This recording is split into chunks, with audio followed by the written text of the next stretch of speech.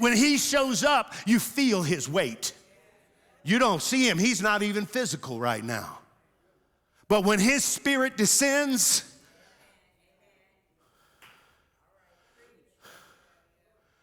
we have to be like the angels who say God's presence is here. He's holy, he's separate, he's distinct, he's eternal, he's almighty, he's the creator. There's none like him.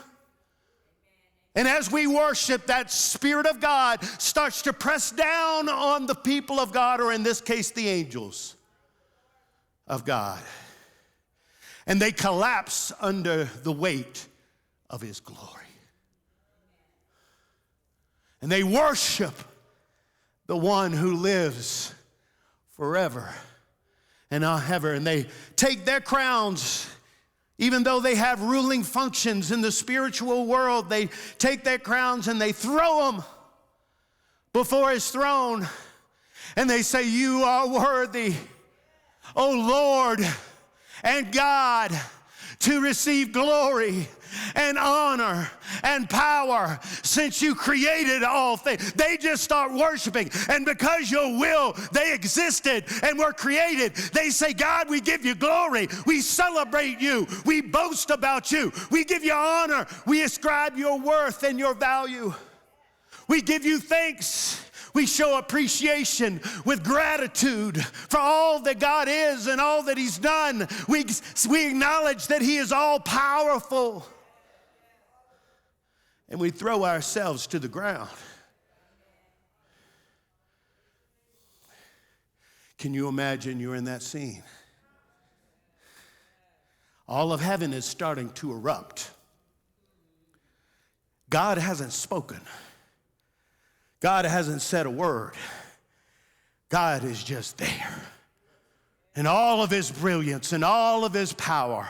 And the one that he sees, notice he doesn't, until he uses an anthropomorphic figure of speech, which I'll get to, he doesn't describe anything like his hair was or his face was or his feet were, right?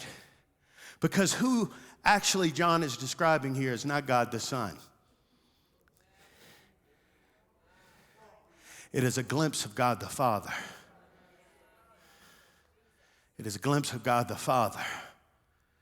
On that throne, he sits like emeralds and diamonds and fiery red carnelian, and from his presence comes lightning, and from it comes thunder and crashes of thunder. And all around him are the angels worshiping, worshiping, worshiping. Then I saw. Here's the anthropomorphic term. That means sometimes the Bible uses terms about God that are so that we can understand him humanly. I saw the right hand of him who sat on the throne, with writing on both sides and sealed with 7 seals. And I saw a mighty angel proclaiming in a loud voice, who is worthy to break the seals and to open its scroll?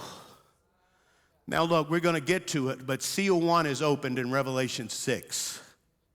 It represents the judgment of God. Matter of fact, when the seals are open, from the 7th seal is issued the 7 trumpets, and from the 7th trumpet is issued the 7 bowls. In other words, what it's saying is all of the judgment that's about to be poured out on the earth when God is ready to judge, they're looking for somebody who is worthy to open that seal.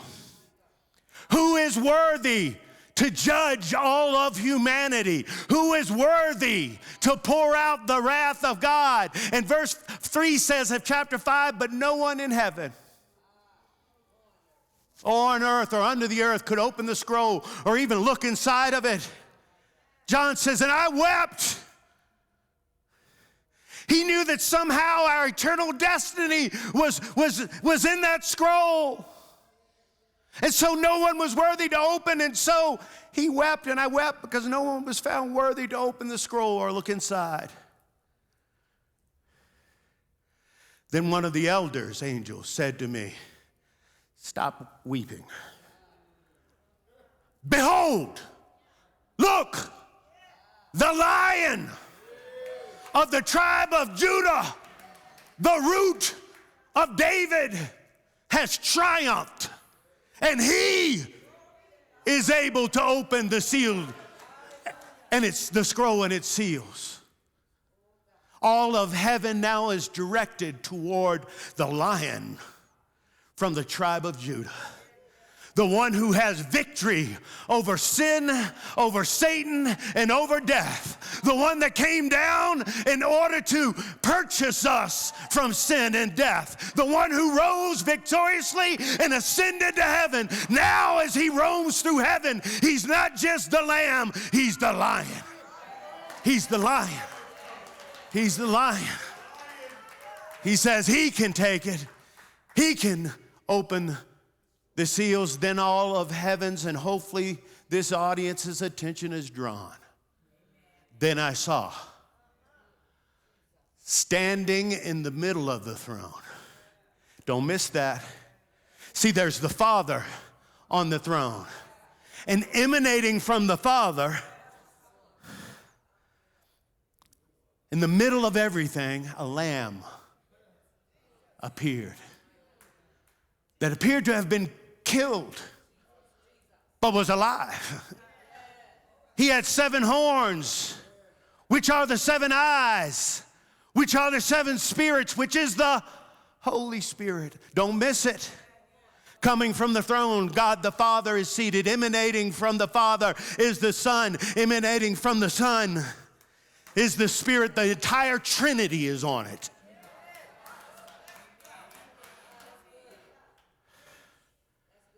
The crucified Messiah, all of the Trinity there on the throne. What do you think might happen? All drama starts to build as he came and took the scroll from the right hand of the one seated. And when the Lamb appears, the 4 living creatures, the 24 elders, threw themselves to the ground before the Lamb. Oh, this developing crescendo of praise is just getting started. Now that the Trinity appears from the throne, all of heaven and earth is about to erupt. Why? Because when he's seen in all of his glory, there's no other choice. And so they throw themselves, the 4 living beings throw themselves, collapsing under the weight of his glory. The other angels throw themselves, collapsing under the weight of his glory. And then the music starts. Each of them had a harp. And don't miss this. And golden bowls full of incense, which are your prayers, which is your worship, which is your praise. I need you to understand that if you're not participating right now, you're missing out. Because right now, all heaven is erupting. And we are intended to be a part of it, because when our prayer goes up and when our praise goes up, it goes up to the throne of God as incense. The angels take our prayers and they throw it on this altar, and God says, I receive that. That smells good. That's the prayers of my people. That's the praise of my people. God says, I want you to get actively involved in this worship scene. It's not enough for the angels alone. They start singing. We're going to do it in a minute too. They start singing a new song. And they say, you are worthy. Why? Because you were killed.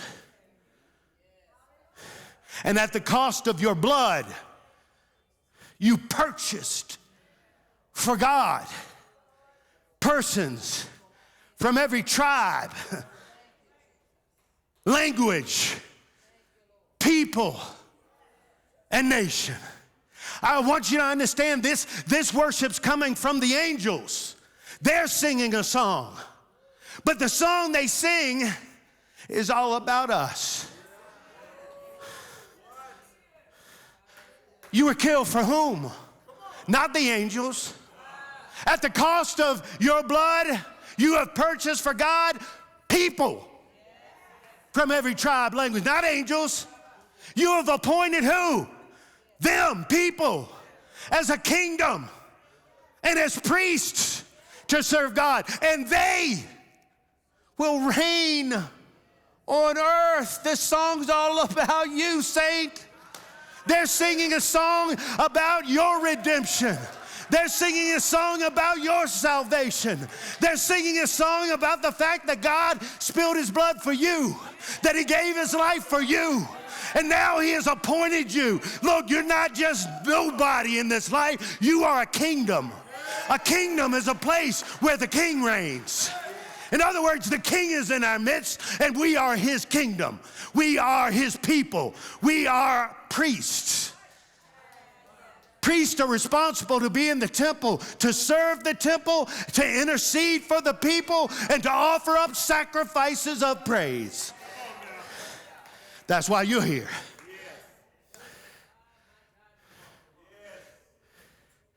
And you will reign. You will reign. He will seat you on his throne.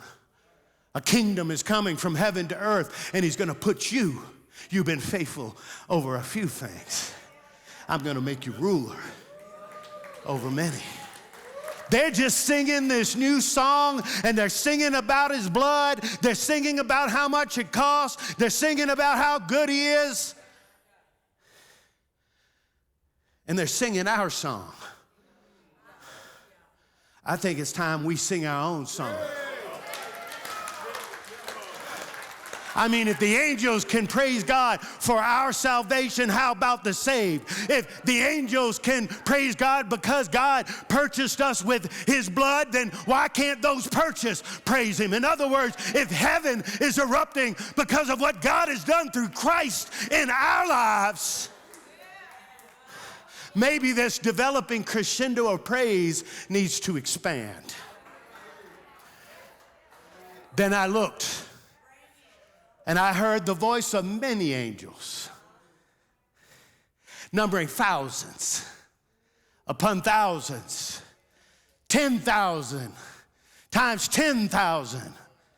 In other words, this praise is starting to swell. It's starting to expand. 4 living beings spread to 24 angels, spread to many angels. Thousands upon thousands, 10,000s. They encircled the throne. Can you imagine the scene? It's going on right now, day and night. Listen, in Isaiah 6, those angels back then were crying out the same thing. Holy, holy, holy. Day and night, they're there. Angels encircling the throne.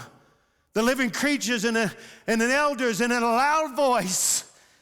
In a loud voice, in a loud voice, in a loud voice, they sang, worthy is the Lamb who was slain to receive power and wealth and wisdom and strength and honor and glory and praise. In other words, they're saying he's all powerful, he's all sufficient, he's all wise, he has all strength, so he deserves all honor, he deserves all glory, he deserves all praise, he deserves a thankful response for who he is and what he's done. He purchased you. He died for you. He blessed you with a kingdom. He blessed you as priest, and he blessed you with an eternal throne. I heard, listen, it's starting to expand. Verse 13, listen, I heard every creature. I heard every creature. I heard every. Is that you? Yeah.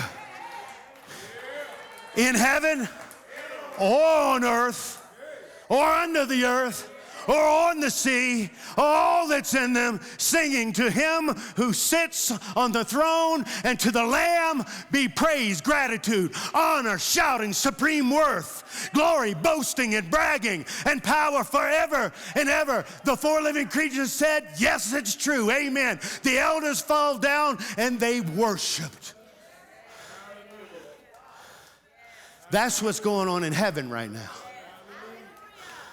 That's what's going on in heaven right now. That's what's going on in heaven right now. I don't know what's going on in here.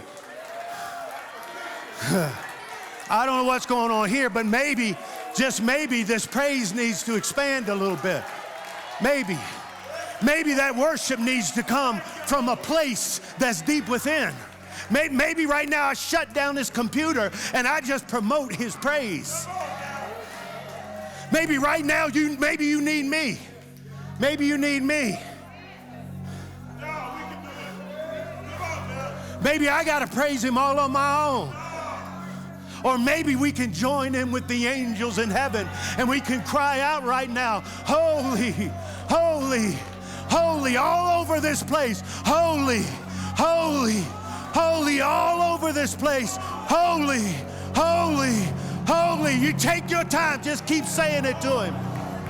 Take your time and worship him. Cry out to him. Kadosh, Kadosh, Kadosh. Hashem Adonai. Kadosh, Kadosh, Kadosh. Hashem Adonai. Kadosh, Kadosh, Kadosh. Hashem Adonai. Kadosh, God, you are holy. Lord, you are worthy. Lord, you purchased us. Lord, you died for us. God, you're coming for us. God, you give us security. God, you're our healer. God, you're in our midst. God, you're our provider. There's no one like you. You are unique above all things. Unique in power. Unique in glory. Unique in truth. Unique in beauty. Unique in faithfulness. You're unique in who you are. You're the great I am. You are the one who was, the one who is, and the one who is to come. You're the great I am. You're the Alpha. You're the Omega. You're the beginning, and you're the end. There's no one like you. We declare your worth. You are worthy, God. You are worthy, God. You are worthy, God. We worship you, oh God. You are worthy. You are worthy. You are worthy. You are worthy. You are worthy. You are worthy. You are worthy. You are worthy. You are worthy. You are worthy. And the angels cry. All creation cries. Sing your song to him. Just sing your song to him. Sing